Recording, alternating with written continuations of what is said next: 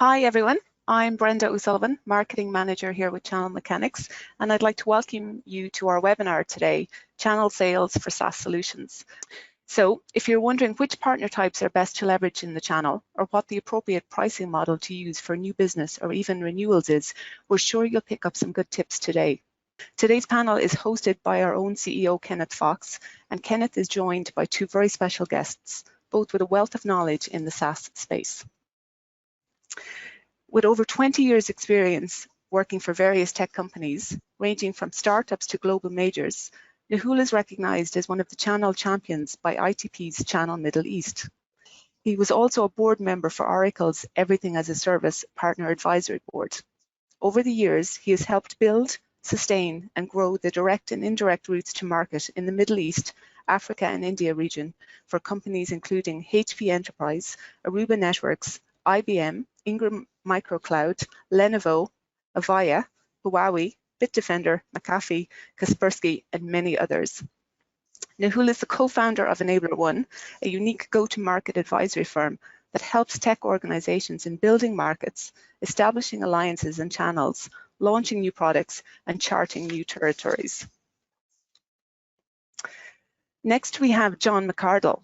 John has worked in the tech sector for over 30 years across a number of verticals. He has held senior roles in several companies, including US technology firms Ipswich, SmartBear, Seville Systems, global system integrator Capgemini, and service providers including BT. During his career, he has been a first builder of international channels and scaled existing regional channels and alliances globally. More recently, he led the channel go-to-market strategy for several software vendors transitioning from on-prem to SaaS offerings. And finally, standing in for Justine today, we have our very own Kenneth Fox, CEO of Channel Mechanics. Most of you will already know that Kenneth is a channel advocate with over 20 years experience in telco, having worked with industry giants IBM, Nortel, Avaya, and APC. So with that, I'm going to pass you over to John to get underway and introduce today's agenda. Good afternoon, John. Thanks again, Brenda, for that great intro to everybody, and a special welcome to Nahul, and we hope that Justine can join us if she can as well before that. Welcome everybody as well. We've been thrilled to see the interest in this particular topic. I know there's many people dialing in from every region of the world. We've tried to represent that with our own panel of people, so we've got representation across the regions as well. In terms of what we'll cover today, we will talk about what's different in a SaaS channel versus on-prem. The panel discussion, which will be moderated by Kenneth, will cover some of the key questions that we've been asked, over recent years in particular, that are still very topical, and really what will help all of us in our journey to SaaS channel sales is looking at the poll results. So everybody attending today, and that's why we really appreciate everybody attending. The real value is the collective data points that we're going to get from the polls that are asking your big questions. So Brenda, if you can go to the next slide, please. So in terms of just some context settings, I've worked, as Brenda said, for a number of technology companies that are making or have made the transition from on-prem to SaaS. And I want to use this opening slide just to talk about some of the myths, the untruths that we have to bust in terms of that transition. So the first myth, the selling motion for SaaS is not the same as for on-prem because the buying motion is different. So many times I've had debates, particularly with product management, that just offer, just do what you're doing, keep doing what you're doing for our on-prem as you're doing for our SaaS solutions. No disrespect to product management, and I am a product guy, the selling motion is not the same. The second myth that we're going to talk about today is an on-prem product or hosted on-prem product offered as a subscription model is not the same offering as a born-in-the-cloud SaaS solution. And certainly from the panel discussion today, we're going to explore those differences, talk you through some of those, and hopefully you'll share your experiences as well. So let's look at, some of the myth busting the whole language around on-prem and selling and buying on-prem is very different. So here's a list of some of what we would see as the common terms and jargon that salespeople and the buyers deal with and trade with. And Brenda, if you can hit the equivalent now for Saas, please. So you can see that the language is changing. Instead of pricing, we're talking fees, annual recurring revenue, monthly recurring revenue. These are key things. The whole area of the commercial contracts is switching now from just a pure EULA to what's your cloud services agreement or your data processing agreement. And as we see later in the discussion, all of these different language terms and deliverables can really impact the sales motion, the buyers, the sales cycle, and we'll talk through that. The next slide, please, Brenda. And the other thing again is the buyers have very different questions during the sales cycle. You know, typically for on-prem, it's a captive solution. You're responsible for the infrastructure as well as buying the actual software or additional equipment that you want to deploy to run your particular business need. But if we look here, let's look at, if we bring in the next piece, what's different, Brenda, for Saas? Again, it's a whole different language set, a whole lot of different deliverables. A classic one, and these are some of the gotchas. When you buy an on-premise product, you're responsible for the integration, the configuration, the upgrades. So taking product features is very much a choice that you're in control of. When you switch to a born in the cloud SaaS offering, you may not have the choice to make which features are available to you or not. Some platforms you can switch them on and off, but many solutions out there, you get the roadmap when the new release comes out, and that may have implications for your business. In the current business model, security is paramount. So there's much more discussion, more questions around what security credentials you've got. Are you SOC 2 compliant? What's your data sovereignty? Where's that data held? You know, depending on whether you're operating in a global market, North America, Europe, and we see more and more. So again, think of this from a buyer and the seller perspective. The language, the terminology, the deliverables into the buying teams for review are very different. And then finally, Brenda, just to set the context, the next slide. And again, a question then to ask then is, or several questions here, are the buyers different between on-prem and SaaS? We believe that they are. We believe that there's many more personas involved, and you can see quite a range of people here. Typically in on-prem, IT have a significant influence on the buying decision, the evaluation selection, typically with the line of business, divisional manager, and the procurement team. But now in the world of SaaS, you're bringing in the InfoSec team more and more. You may need to bring in operations, finance, legal, compliance. Now those additional buy-in teams may be involved in on-prem, but we definitely see them more prevalent in the world of SaaS.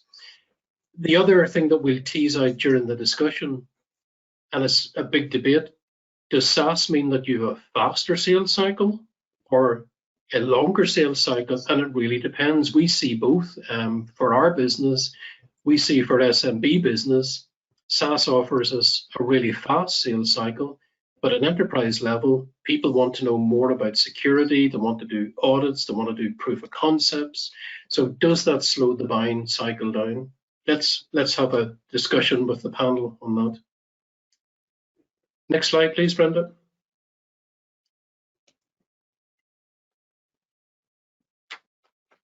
And I'll hand over to our moderator then to take it from here. That's great, John. Thanks very much, and welcome to our audience again. Lovely to get such interest in this topic, and it's certainly something that's near and dear to my own heart.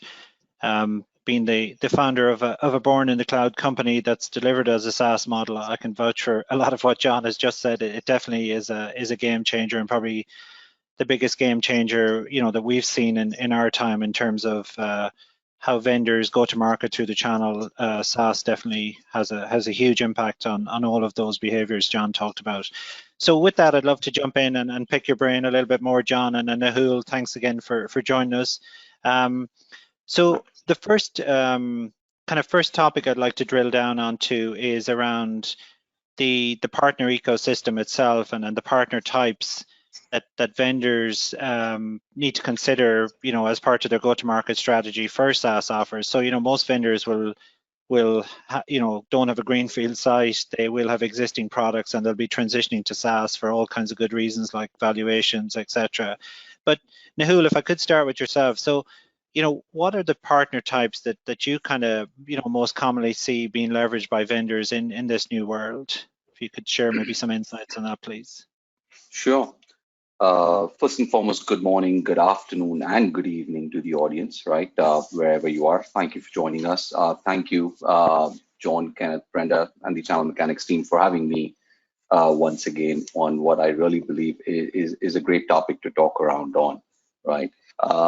Kenneth, to answer your query, right? I mean, SaaS is kind of like a ocean, right? You've got different types of solution offerings. You could have fast-moving consumerized offerings such as CRM, collaboration tools, or you could have enterprise, very specific use case-driven products like banking software or even cybersecurity solutions and stuff like that. So you've got a huge plethora of offering which are now coming up from a SaaS standpoint.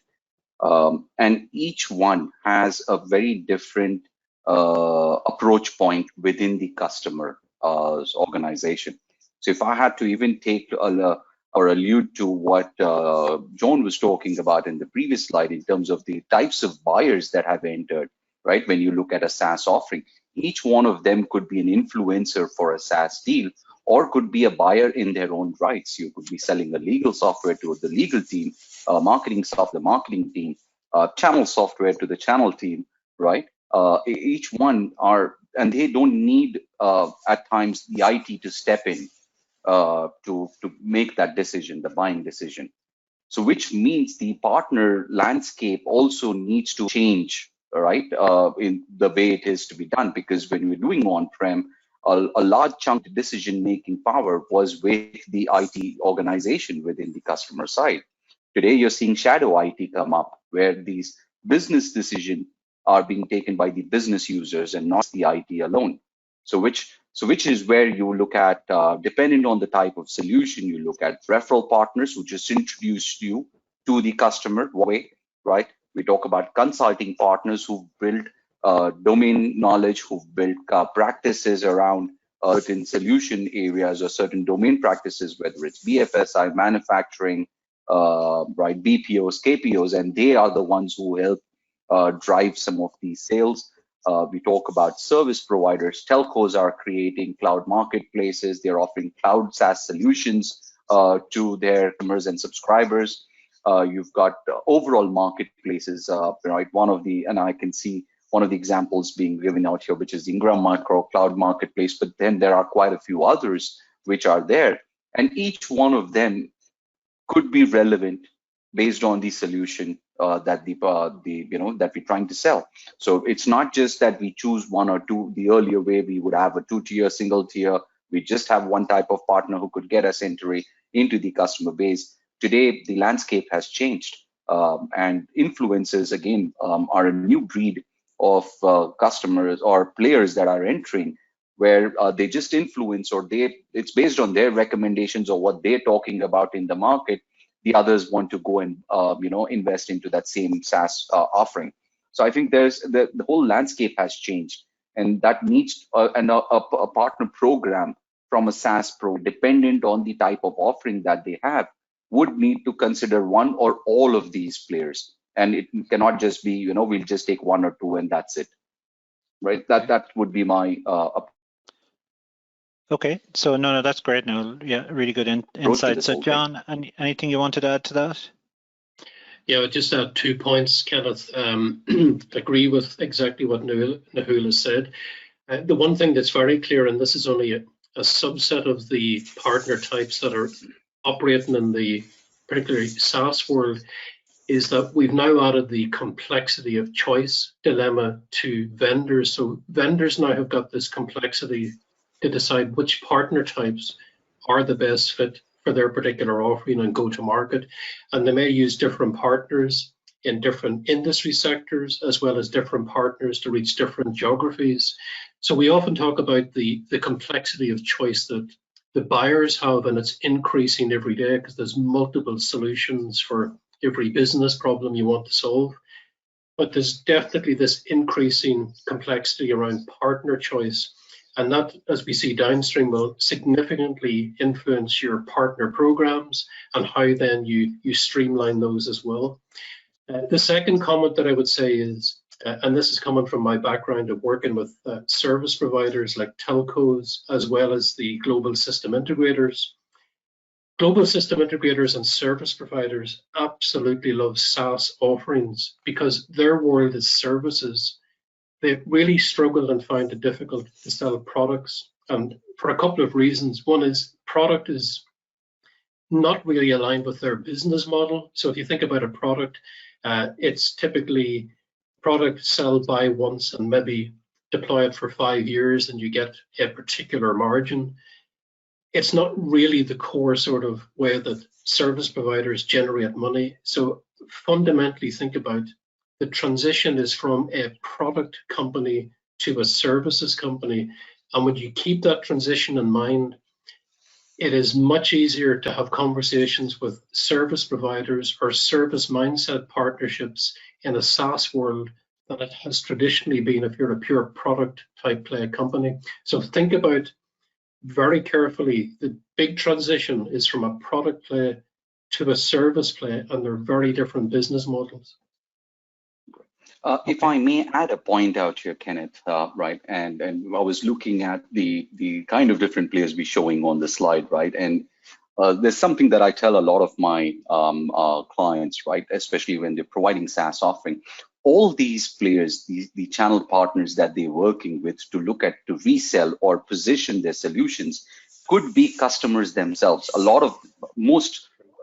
one of the biggest gap areas I've seen, right, where the SaaS vendors do not sell to their partners itself, and they are one of the biggest consumers, right, whether they're looking for collaboration tools, marketing tools, HR solutions, whichever way. If they're selling this, because it's on the cloud today, they can actually become consumers themselves. And that's something that, you know, I would, because we're just talking on this subject, I think it's something that should be out there, and they should consider ensuring they have a model around for that also. Yeah, no, definitely. You know, it's kind of see that in our world as well.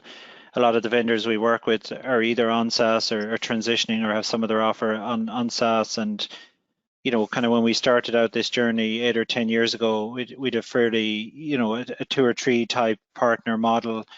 It's really now when you add in all the different types, I see in the region of, you know, 12 to 15 different partner types, which in turn, you know, drives vendors to really think about their program. You know, if you know, how do you build all of that into your ecosystem? How does your program take into account that I need to have some kind of a referral program for influencers or referral partners? How do I pay my consulting partners? You know, so it really changes the game in terms of how you go to market, you know, through the channel with these different partner types, which in turn influences who are now the decision makers. And John, you touched on it on the intro, which, you know, I think it's worth reiterating, that the buying pattern has really changed as a result of SaaS. What used to be very much an IT buying pattern in our technology world, you know, it used to be almost, you know, 80% of all decisions were made by the IT organization. I think that's completely switched on its head now to 80% made by the business. So it's important that, you know, as the audience is kind of listening to these points, that's where the partner types have really, you know, that's what creates that differentiation, I suppose. So, okay, no, that's really good. So I suppose just to wrap up this piece of it, is there any, you know, Nahul or John, anything you wanted to say about, you know, maybe the inverse partners that don't necessarily work well in the SaaS space? Any quick comments before we move to a poll? If I give a view on that, Nahul, if you want to follow up. So the one and I wouldn't say they're not necessarily working well, but Brenda, even if you shared the previous slide again, a lot of people are trying to figure out marketplaces. You may not be able to go back, Brenda, apologies. So marketplaces are very new, and they really have come from the consumer world. You know, we're used to, you know, downloading apps on our phone and devices.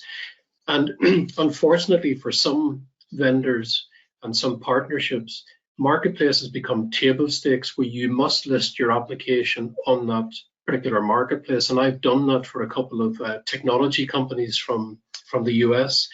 And that was table stakes. We did not get any sales or business from that. It did give us a little bit of brand awareness. And the reason for that is it was very much very complex enterprise systems that we were selling. So you couldn't download our application and get it to run or run a POC off that marketplace. So again, just go mindfully into making decisions around marketplaces. The vendor or the provider that you work with, you know, let's say you're underpinned by one of the big cloud platforms, they may require you to get onto their marketplace to allow you into their co-sell program, but the marketplace may not be the sales engine that you think it might be. So go mindfully into that decision. True. And if I may add a point to that one, to address your question, Kenneth, dependent on the type of solution you are, if you're a domain-specific offering, try and identify a partner who has subject matter expertise. It's very, very critical, right? Because most of the times, easy to get partners, right? Saying, okay, we don't really need to invest on infrastructure XYZ, just go sell or do referral. But sometimes even those referral partners can do a lot of harm because they don't understand the domain you're in, and which means they will not position your solution appropriately, creating a kind of a misleading commitment or misleading positioning with the customer base, which can, you know, which will take you longer now to retract and then position it the right way. So it's essential to understand what their domain expertise is for some of these solutions, and then create those, then go and get those partners. Yeah, no, makes great sense. Okay, no, really good. Thank you, guys. So Brenda, if we could move on to a poll, please. Okay, perfect. So hopefully that is sharing there now at the moment. Yes. Yeah, so first up, we're going to ask everyone to just take a moment to give you a break, the panelist a break, and we're going to ask you, what partner types do you work with to get your SaaS solutions to the market? And please tick all that apply. So there's transactional partners, which include disties, resellers, MSPs, and MSSPs. We have influencer partners to include affiliates, agencies, and referral partners. We have alliances to include consulting firms and global system integrators. We have the ever popular marketplaces, so that would be cloud and or vendor marketplaces. And finally, we have developers to include technology, OEM, and ISV partners. So we'll let everybody just continue to vote there for a second. We have a lot of people on the webinar, so we should get some interesting results. And just while I give it another second, just a quick reminder, if you have any questions at any stage, just pop them into the question panel and we will put them to the panel later on in the webinar. Okay, I'm going to close that out now and pass it back to you, Kenneth. That's great, Brenda. Thank you. Okay, so moving on, the next topic I'd like to chat a little bit about is around the pricing models for the channel. So Nahul and John, I'll kind of break this into two sections. Let's chat about new business first, and then we'll come to renewals or retention, which, you know, is probably more important than ever in the world of SaaS, and how people go about that. So Nahul, if I can, I'll start with yourself, and maybe just if you wouldn't mind, just share, you know, your thoughts, your experience around, you know, what are the types of pricing models that we see now most commonly used by vendors out there in the channel. You know, is it transaction based? Is it tiered? Is it licensed? What is it? So yeah, just be interested in your what you're seeing, please. Well, again, Kenneth, I'll go from the perspective of dependent on the type of solution we are in, right? Are we a fast-moving, consumerized, volume-driven solution, right? Could be a CRM, could be an HRMS solution, could be email collaboration tools and stuff like that. Each one of these would be priced differently, right? So you could go anywhere from transaction fee based, user based, user slab based, module-driven, annual, and then of course the billing mechanisms that come into play, whether you're doing a quarterly, monthly, or annualized billing perspective. I think one of the key factors that I would though talk about a little before we talk from that pricing standpoint is a lot of the on-prem solution providers who are now trying to get into the SaaS perspective, they need to differentiate between what is pure SaaS to what is hosted offering, because it impacts the pricing big time, right? Because when we look at a true SaaS, the architecture of SaaS, right, whether it's multi-tenant, multi-entity, self-provisioning, billing-driven, right, where we're looking at volume, right?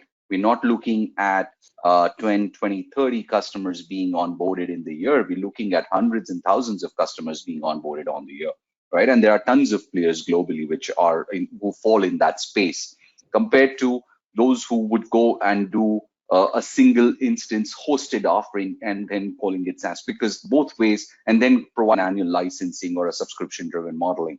There is a big gap between the two, and it impacts the pricing mechanism when we really go and look at it. But from a pure SaaS solution, the ability for the customer to consume will define the pricing model based on the type of, if you're a collaboration tool providing video conferencing the same way as we're using GoToWebinar or GoToMeeting today, it could even go down to transaction, or it could go down to consumption based. How many minutes are you using in a month, or how many minutes are you going to use in a quarter? And accordingly, they move away from the whole U-based pricing or module-based pricing. But we look at players like you. I mean, you're one of the best examples to have on this session, right? Very focused, very domain-specific SaaS offering. It could be multiple, right? Module-driven, user-driven, or a combination of both, or a combination of multiple. So the pricing models would change based on what the offering is. We cannot take a cookie cutter approach that SaaS means we'll do a per month billing, per user billing, and apply it to all kinds of solutions, because it may not work. Or because for some of the larger solutions, you may have a lot of users who are actually not there to use the system, but maybe just from an approval standpoint, or they're light users, right? They don't need the whole thing, or self-service driven scenarios, whereas the rest of the solution really needs a proper user-driven engagement. So pricing model could be multiple, module, user, setup, transaction fee based, right? So some of them could be based on transactions, especially fintech is using transaction fee based pricing model a lot these days, where based on the transactions they charge you, and it's recurring in nature. And of course, setup fees, whether you charge it, you incorporate it within the pricing itself, there's no setup fee created. All of this goes into to different pricing scenarios. Okay, no, that thank you, Noel. And John, anything you wanted to comment on that, please? I think that was a tremendous comprehensive answer, Noel. So just a couple of additional comments. This is the most popular question I think anybody working in the SaaS world gets asked. It exercises the product management teams, the revenue teams, the finance teams, the CXOs, and definitely triggered a lot of questions into our feeds before the webinar.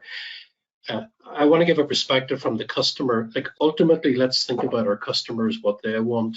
And regardless of whether it's been on-prem or SaaS, our customers are looking for the following things. So price transparency, visibility of what the pricing model is going to be, just not today, but in the future, predictability of their future fees and costs over the next 1, 2, 3 years, flexibility. So 2020 was the year that taught us a lot about flexibility. If my business circumstances change, is your pricing flexible, that you're not going to impose constraints on me and I can maybe tie back some of my pricing and reduce my billing?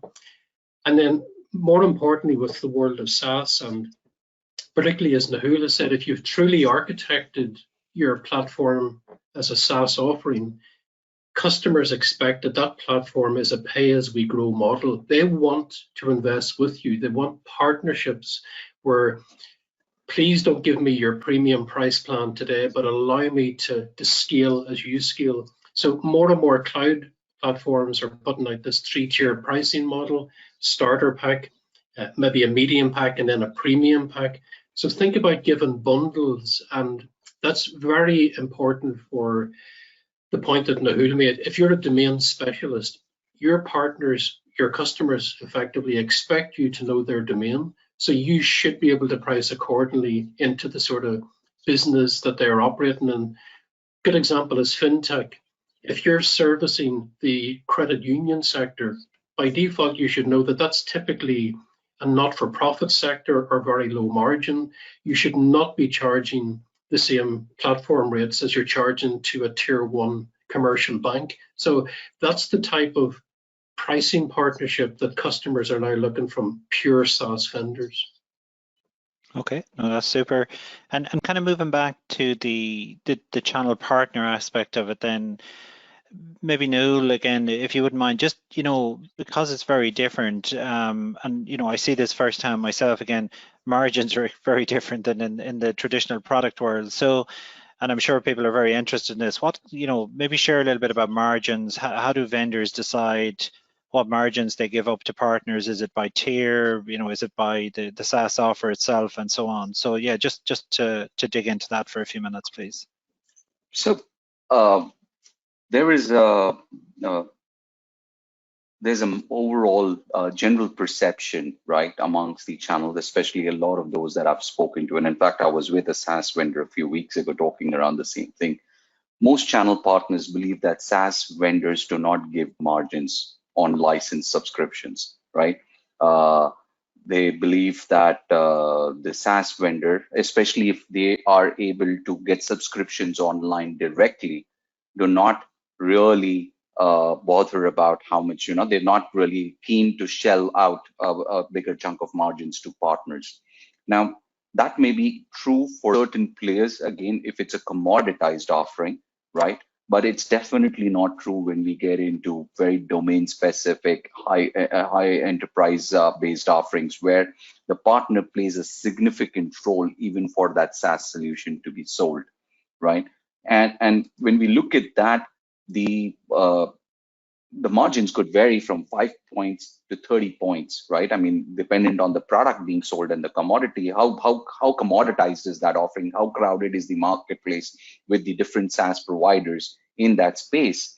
But the overall expectation today that we've seen from a lot of SaaS vendors that we've spoken to is that they expect the partner to make money on services, right? They expect the partner to provide not just consulting or deploy or configuration services, but even managed services around this, build a practice around that offering, right?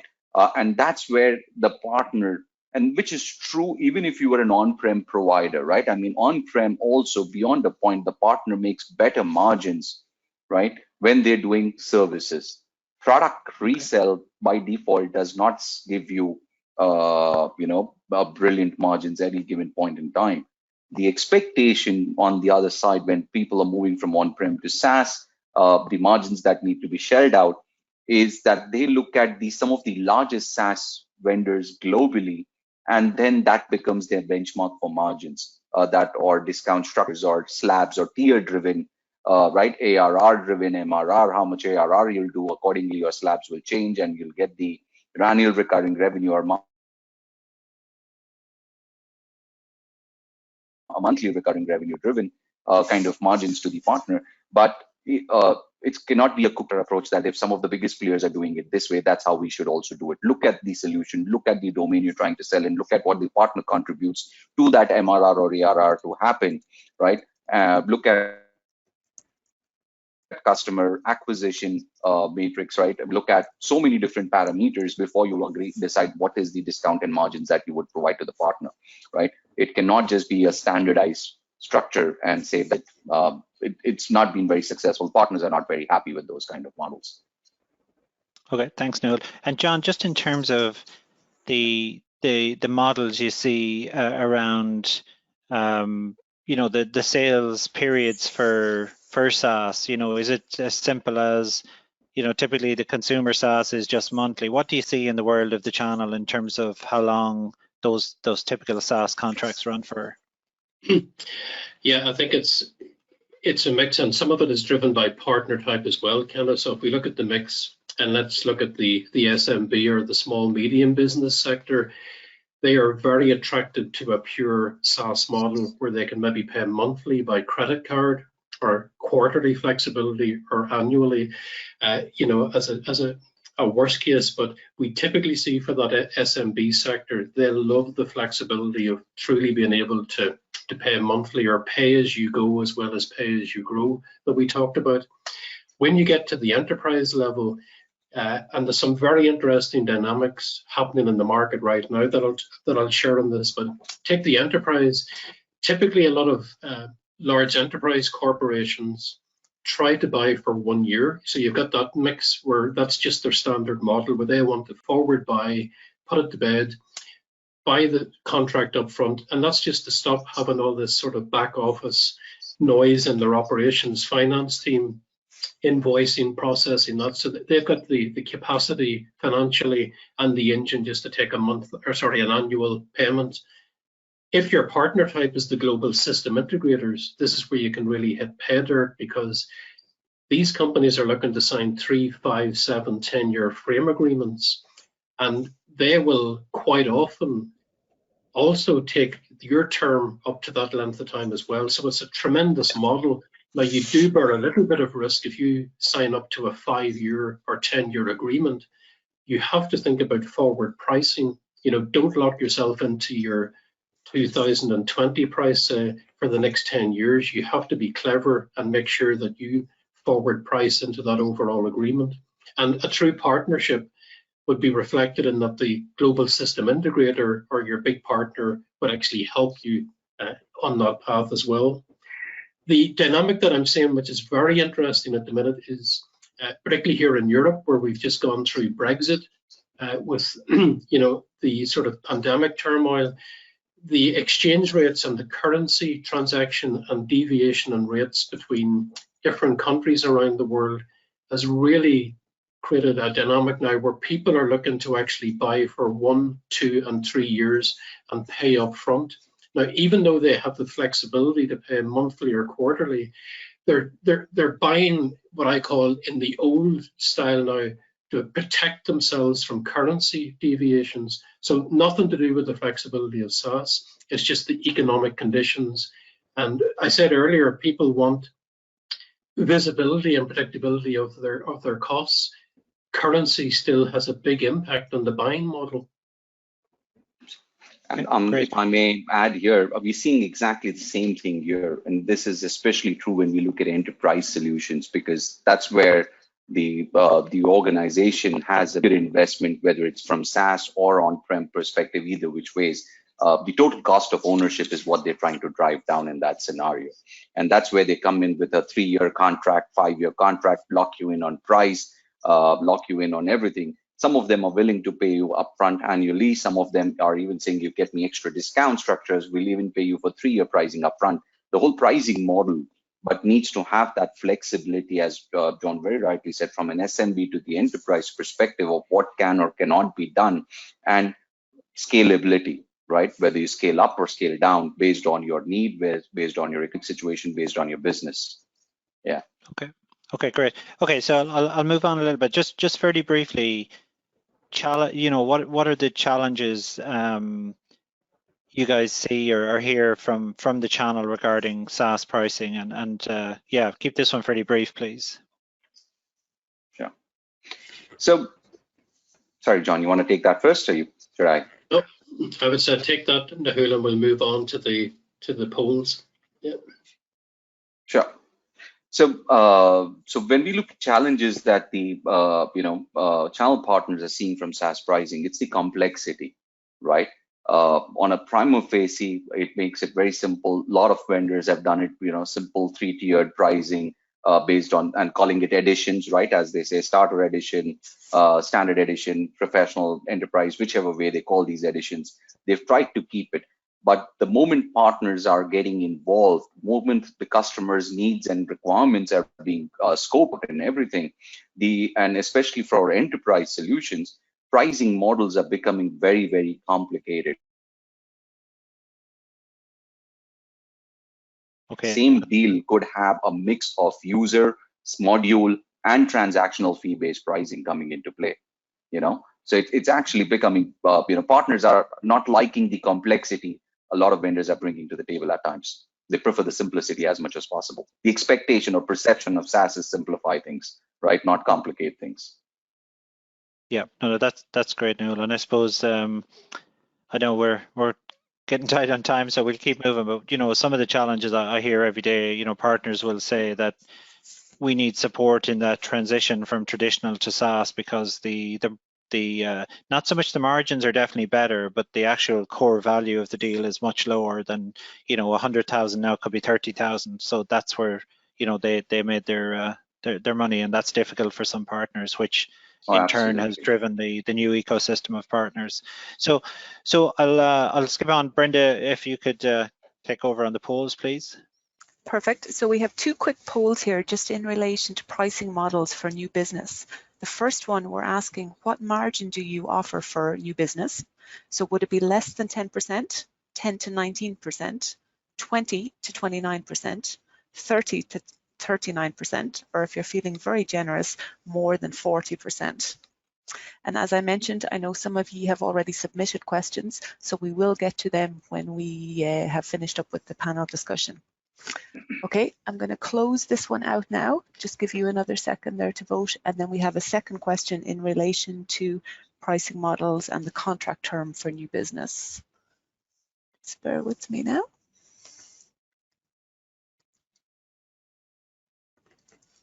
Okay, so here we're asking, what contract term do you offer for new business? Is it 1 year, 2 years, 3 years, more than 3 years, or if it's all of the above, depending? Okay, we'll just give that another, I see people are still voting, so we'll just give it another couple of seconds. I see nobody's saying 2 years. Okay, and I'm going to close that off now, Kenneth, and pass it back to you. Okay, thank you, Brenda. I look forward to seeing the results. So incentivization in the channel, has always been, a big deal for partner programs. So let's jump into a little bit around, what are the differences, or what incentives do we see vendors now using as relates to their SaaS products? So again, Nahul and John, I'll kind of pick your brain on this one. Nahul, if you want to go ahead and tell us, what are the activities you see vendors using, please? Sure. So there are quite a few parameters that the vendors are looking at when they're trying to incentivize channel partners around SaaS deals, right?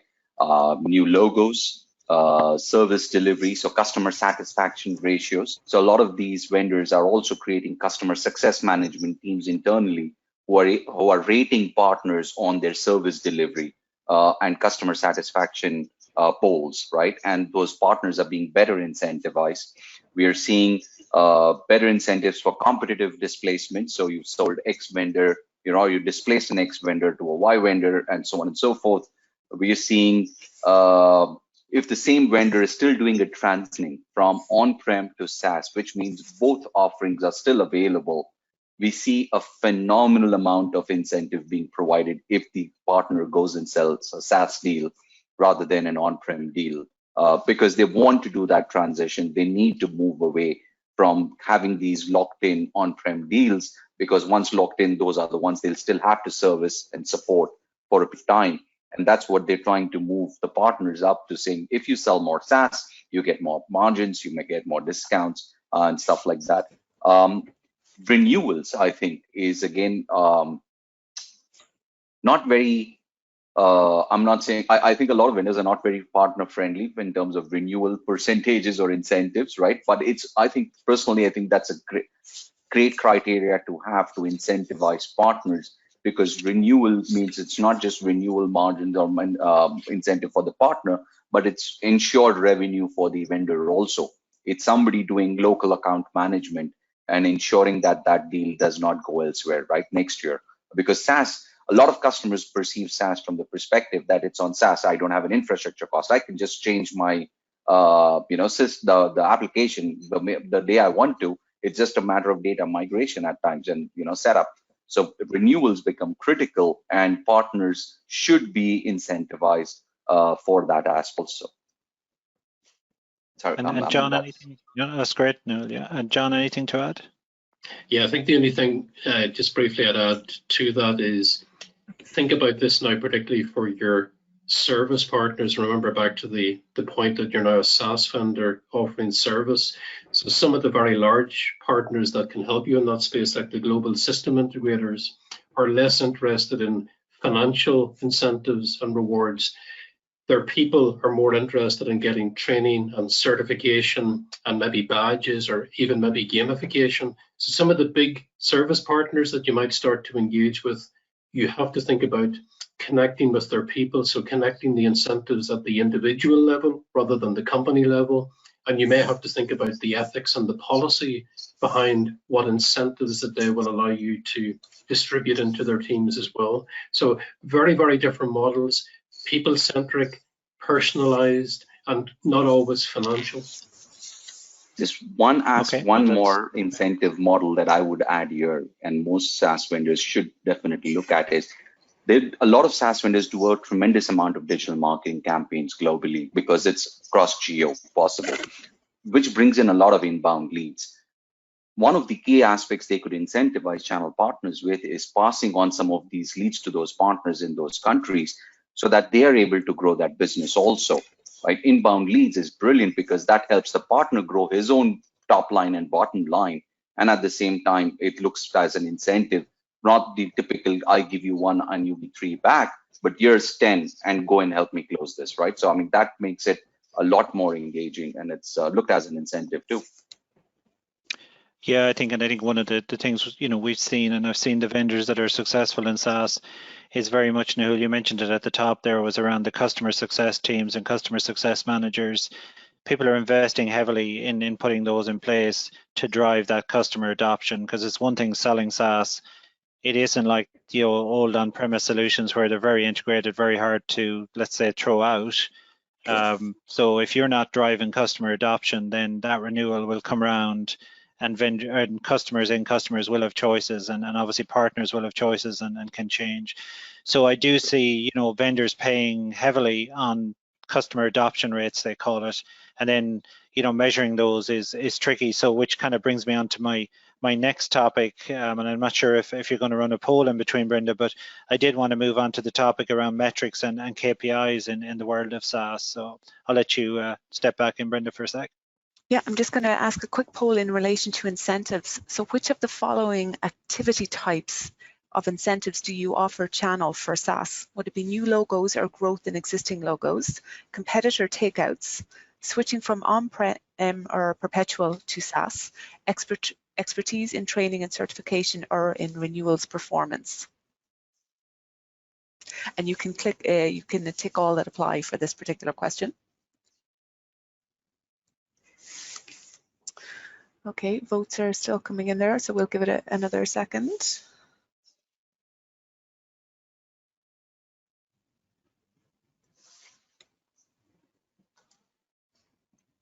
Okay, I'm going to close that out now and pass it back to you, Kenneth. Okay, thanks very much, Brenda. So kind of last area I want to discuss, and we'll open it up for the poll results in Q&A. So we'll probably keep this fairly brief, John and Nahul, please. But it kind of flows on from the last point around the incentivization. And to incentivize, obviously, you need to measure and track performance and pay out on it. So just, Nahul, KPIs that you see that are in the world of SaaS that would be different than the traditional world? Quite a few, actually, right? And I think you hit one of the points in your comment earlier, Kenneth, right? So, but I'll take it. You've got ARR, MRR, right? One of the metrics in terms of how much revenue is happening on a recurring basis, monthly, quarterly, or annually, right? Number of new logos, new customers we've acquired based on volumes. If it is, then how many new customers have subscribed to the SaaS offering on a monthly, quarterly, again, an annual basis. The key part again from after that is retention, right? So in terms of when we look at retention scenarios, right, what are the metrics? Are they using? How are they using? So consumption of the offering, right? So you may have subscribed, you may have taken a free pack, or you may have taken one of the lowest pack, but you're not utilizing it properly, or you've not trained the partner or the customer on how to utilize it properly, consumption doesn't happen. They switch over in 6 months' time to a different provider or in a year's time. So customer retention, consumption becomes major impacting factors, and they should as one of the key metrics and KPIs that SaaS vendors should be looking at to measure, both from channel and their own team's perspective, I would say. Yeah, no, I agreed. I definitely agree. And John, anything you wanted to chime in with there? I would say that's the majority, Kenneth, and I think when we see the next poll, it'll maybe throw up some ideas for people, but I think that's covered them all. Okay, great. So Brenda, with that, let's jump to the last poll, and then I'll get ready to move to responses. Okay, great. So our last poll today is, which of the following metrics or KPIs do you use to measure your channel performance? Would that be financial, as in monthly recurring revenue or annual recurring revenue, growth, as in new customers or new logos, customer adoption, customer consumption, or retention? And I know we have a good few questions in as well, Kenneth. So if anyone else has any further questions, do pop them in. And if we don't get to them today, the panel will email you directly with an answer. Okay, we still have votes coming in, so we'll just give that another couple of seconds. Okay, I'm going to close that out now, Kenneth, and pass it back to you. Okay, thank you. And just as Brenda gets ready to show us the results of the polls, and we'll move into Q&A, in a sentence, John, top tip for vendors leveraging the channel for SaaS? My tip is think about your buyers, think about your customers, and think about how they like to buy and what partner types they would like to buy from. So think from the customer in, not from the partner out. And Nahul, Sam, what's your nugget for the day? Well, I would look at three things, right? Model, define your model, whether you're looking at it rating, whether you're looking at, whichever way. Pricing based on customers, so John was absolutely bang on that one.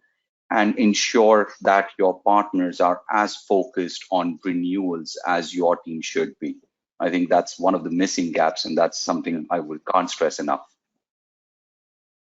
Yeah, no, I agree completely, and that comes back to the CSM teams that we see definitely being driven in across the globe. So, okay, brilliant. So, John, Nahul, thanks very much for wonderful insights. And as Brenda said, we'll share all of this in a recording. And so, Brenda, let's jump to the results and Q&A, please. Okay, great. So I'm just going to share the results of the first poll, which was in relation to the partner types. Yeah, I might just take that one, Nahul. So I think it reinforces a couple of things. The complexity of choice. So we're now seeing that everybody is working with every partner type. What's encouraging for people, the transactional partnerships have not disappeared. They still dominate, but you can see, look at the growth in the alliances and the consulting firms. So this is very much in trend with what we see in this transition from product to service type offerings. Absolutely. Yeah, no, definitely a very busy partner space for sure. So. Okay, we'll pop into the next one there, which was in relation to the margins. What margins do you offer for new business? Right. So any surprises there? No, I would say it's actually quite in line. 10 to 20% is what most of them are giving, and I think it just reiterates that point. And so which when we look at it, between 10 to 40% is the majority, and again, product to product dependent. But yeah, absolutely no surprises in this one. Okay, thanks. You can see, it's great. There's still 20 odd % above 30%, which is phenomenal for partners to get involved in. Absolutely. That's the reason. Yeah. That's the reason we see so many partners spinning up and getting interested in this area. So. Okay, we'll go to the next one now, which was in relation to the contract terms that people are offering for new business. So what contract do you offer for new business, obviously? So it's quite a mix. Yeah, but traditionally in SaaS, we've seen 1 year, 3 year, 5 year, right? I mean, as a model perspective, not surprised that nobody's chosen the 2 year one, but yeah, pretty decent. Yeah, quite in line. Thanks, Nahul. Okay, we'll go to the next one then, which was in relation to the activity types for incentives. I'll just share the results there.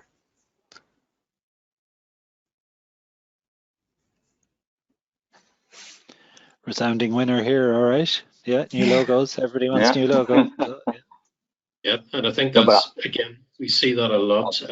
I used the term earlier, pay as you grow. And one of the beauties about the Saas offering is that you can pay per performance because you can see the growth and tie it back to real revenue.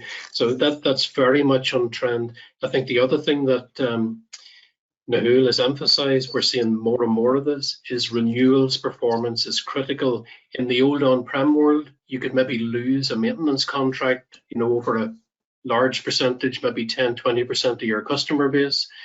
In the world of SaaS, you want to get your retention above 90% to stay in business. Sure.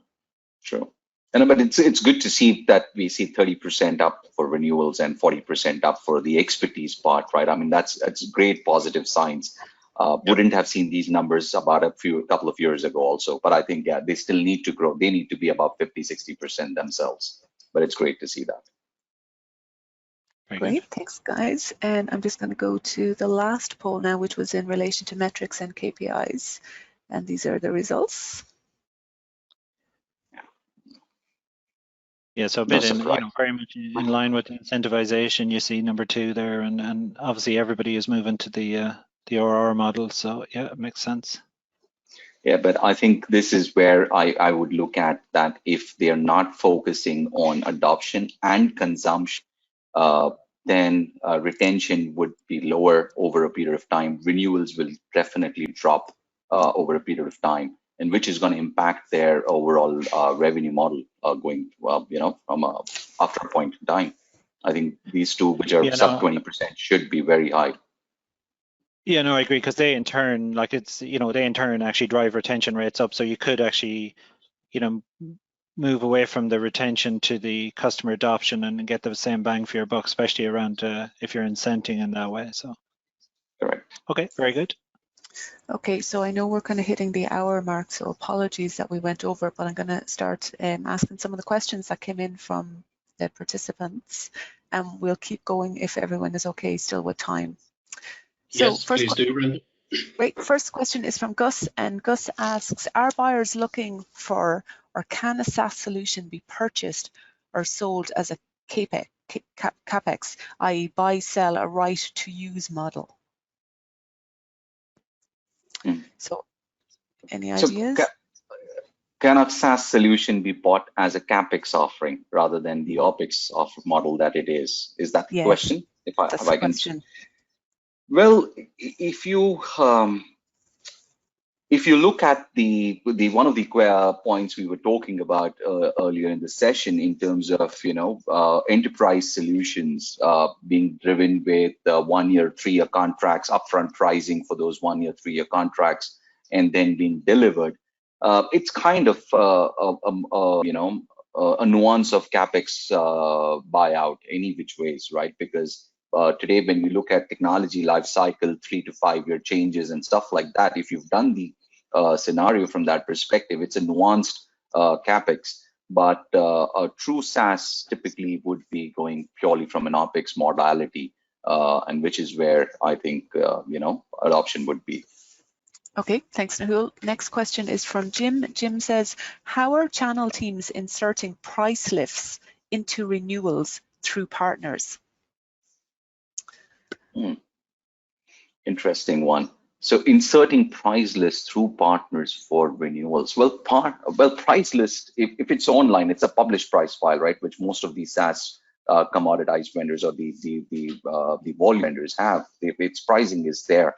I think what they're doing is, from a renewal standpoint, is through cloud marketplaces. That's one of the way to insert it. But otherwise, pricing does not change because the solution is the same, the model change is the same, unless they're changing their pricing globally, which impacts everybody who can buy it. I think price file, I'm not sure. I'm not sure how this one would work. John, Kenneth? Yeah, and I kind of wonder, is it, it might be getting at the point that sometimes vendors do the renewals directly versus publishing a price list that partners. But for the majority that use partners to do the renewals, and they should, because there's not much of an attraction for partners otherwise. Yeah, they would just have a standard published price list with the renewal pricing and margins, etc. So yeah, that's typically the model. Yeah, I would think to be very brutally honest about the question as well. The answer is they're doing it very badly, which is reflected in Nahul's comments. It's one of the biggest criticisms that we hear about renewals, particularly through the channel, is that not only serving up the pricing, but serving up the pool of renewals that's available to each of those partners is a huge source of frustration. So not just serving up the pricing, but which renewal are actually that partner entitled to. So it's a bigger problem than just the pricing. True. Yeah, because partners aren't great at keeping that database of record of the renewals. So yeah, it's important that vendors have automation and a platform in place to serve up the renewals, or all your good work for customer adoption goes down the drain. Sorry, Brenda. Okay, next one is from Alex. Alex asks, how do you navigate channel conflict with so many channels to market in Saas? Yeah, John's so nodding. yeah, no, I'll jump in. So it's deal registration is one example. Referral programs are another, because usually with the influencer and referral partners, that's kind of where the new type of conflict versus the traditional between direct and indirect starts to creep in. It's almost conflict now in the indirect, but between partners. So you will have, your traditional deal reg, and overlaid on top of that, you'll have your referral or influencer programs, and those stacked together allows you, the vendor, to make the decision who gets preferential treatment on that deal. I don't know, John, who anything to add? I think what I would add to that, and this is a problem that we can learn from the consumer sector. So if you look many years ago at the disintermediation that happened in the travel sector, particularly for hotels, hotel pricing got distorted through the market because they went through many different channels, through the agencies, they went through the online players, their direct website. And the trick, Brenda, is really to make sure you keep total control of where your pricing is and who sees that pricing. And that's why we're seeing systems now, like, covered by the analysts like Forrester Gardner, the partner relationship tools, where you can segment the pricing out to those channels, control that pricing, and make sure that you're not leaking the wrong information out to your different channels. If I may add a point here, right? For a lot of the SaaS offerings where the price files are published, you can do online subscription or you can buy through partners. Channel conflict is bound to happen by default, even with deal reg and everything. I think one of the most critical parts is something that John mentioned earlier: ensure that their subject matter expertise, their certifications are top notch, because that's what's gonna give them the edge for customers to go in and procure from them more than anything else. But yeah, I mean, that's a part and parcel of the business, and as with all the mechanisms that Kenneth mentioned, those are better ways to manage them. Okay, thanks, Nahul. Okay, this is an interesting one from Adam. What does best practice look like with regard to handling SLA breach penalties when the agreement is sold indirectly? Customer may expect the penalty to be calculated based on what they have paid, but the vendor will only be able to calculate based on the billing value to the partner, not the end customer. If I may, I think if it's a true SaaS offering, the agreement would have been between the customer and the vendor directly, with all SLA for platform availability, data breach, data protection, and all of those aspects coming in directly between the two. The commercial aspect of the procurement, at what price it was sold and how it was sold, would not be a deal breaker in terms of the SLA being enforced. So if it's a pure SaaS, 9 out of 10 times, the agreement will always be between the customer and the vendor, and the SLA would be structured according to that. John and Kenneth, your thoughts? No, nothing to add. No. Yeah, I would agree, Nahul. And again, the question also touches on best practice. The best practice is to try and make sure that it's a meaningful return, that you're returning back, the value or the incurred value of the service loss, not the business loss. You can't take that business loss risk into your business. So my advice is, if you're looking for best practice, get the people that understand how SaaS contracts are formed. There's specialist companies that advise vendors on that, and make sure that you're not creating a risk of liability that's bigger than your financial capability as a vendor. Sure. Yeah, exactly. Here's another interesting one. This is from Abigail. Abigail says, does renewal fall under the vendor or the partner or both? Yeah, that's yeah, well, that's a very, that's often a contentious issue, because some vendors in the SaaS world want to do the renewals themselves, which really irks partners in a serious way, because partners are the ones who bring that reach and revenue and get the end customers, and it's very easy in the SaaS world now. The vendor has the end customer details because of what Nahul just described. Typically, the contract is actually between them. But I think I would lean towards, the partner should be responsible for the renewal. The vendor should put the tools and processes in place to help the partner do that renewal, because they're the one that has the relationship. And I think the vendors that are not doing it that way will suffer in the long run, because they don't have that connection with the customer. It really should be the partner. It's like any sales motion. The person that has the relationship with the end customer is the one that can upsell or cross-sell or monetize them in the best way. Again, other John, Nahul, anything you wanted to add?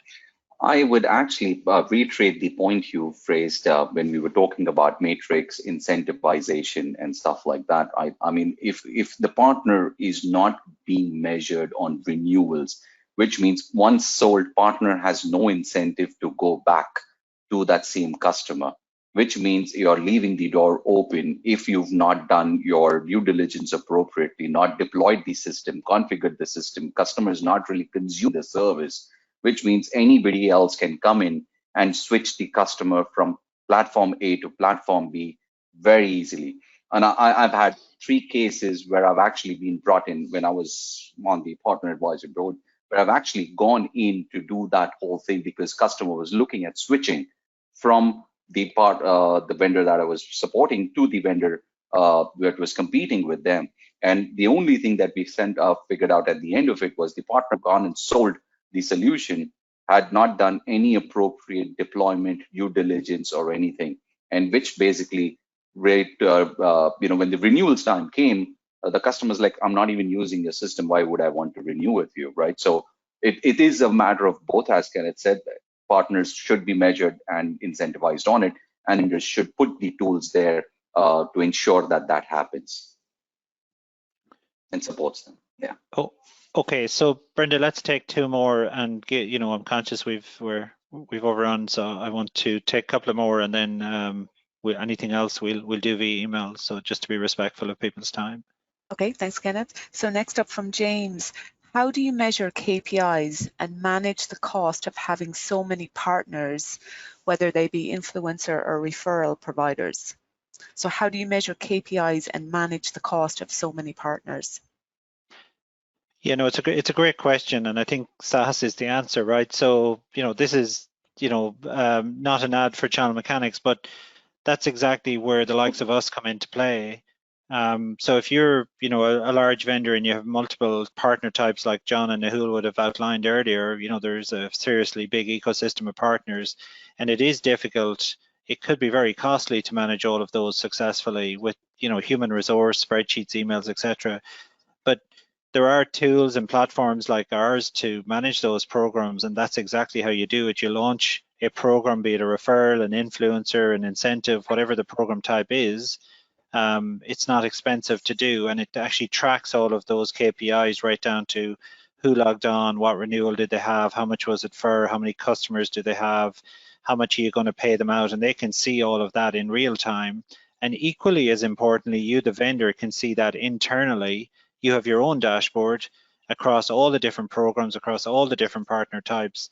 you know, and that's ultimately what it takes to do this. Excel blows up on this stuff because there's too many combinations for it to deal with. So yeah, that's my best answer to that. There is no other way to do it, but you got to use a platform approach basically.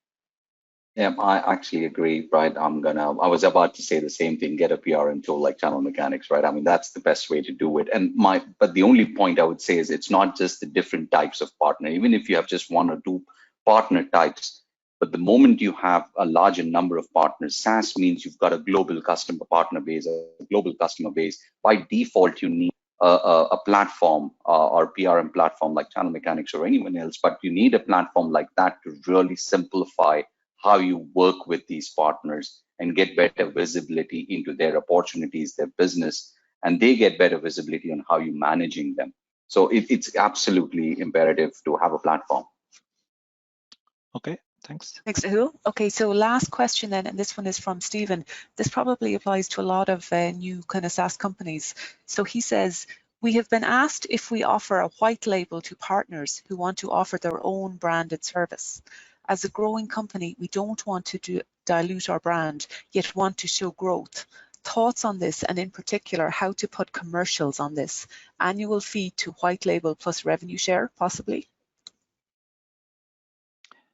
Yeah, I think it's a product question actually as much as a sales motion question. And it is a challenging question that, you know, a lot of companies, not this question, but that's the question a lot of companies face. Do they want to dilute their own product by offering a white label one? So in terms of the sales motion, John or Nahul, I'll let you kind of answer, but yeah, it's actually a company product decision as opposed to a channel decision.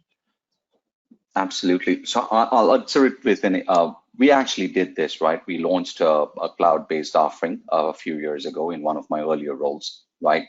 And absolutely white label, right? But that, as you very rightly said, Kenneth, that product was built to be delivered in a white labeling manner. They weren't really looking at delivering it directly, right? And which is where players like us came into play. But when you've got other kind of solutions where you're not looking at doing white label today, one answer is then don't do it, right? I mean, simply don't do it, because that's going to have a bigger brand impact, because you can't call those customers as your customers once those customers are built by your partner, right? Because it's white labeled and stuff like that. But if you are doing it, then of course there are various ways to commercialize it, right? Contracts, revenue commitments, right? Whether they bill, they don't bill, you put down the monthly fee that they need to pay out to you. So there are various ways to commercialize that and ensure that you don't lose revenue because they decided to take it and deliver it in a white label manner. Thank you, Nahul. Yeah, I think just finally on that one, Brenda, as well, is think about other industries as well that have gone down this path. A good example is the mobile telephone companies, where you've got people doing over-the-top networks offering a service on an existing provider. I'm working with a company at the minute that's in the recruitment business that built their own platform. They're looking to white label that platform to their competitors in geographies that they don't operate in, or maybe smaller niche. So again, really interesting to watch. SaaS allows you to use or leverage your former competitors as a channel as well. Great, thanks, John. Okay, so thanks very much, John, Nahul. Really, yeah, as always, tremendously insightful on a very interesting area close to our own hearts.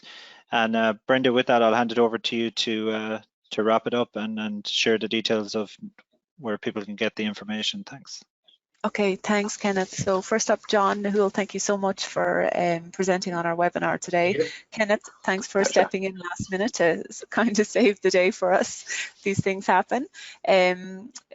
As I mentioned earlier on, we did record the session today, so it will be available to view on channelmechanics.com from tomorrow, or just pop me an email. I'm sure everyone has my email address from the webinar invitations, but it's brenda.o'sullivan@channelmechanics.com. So once again, thanks everyone for joining us. Apologies that we ran over, and if you do have any further questions, just pop them over to us and one of the panel can get back to you on it. Thanks everyone. Thanks, Brenda. Thank you, everybody. Bye. Thanks, Nahul.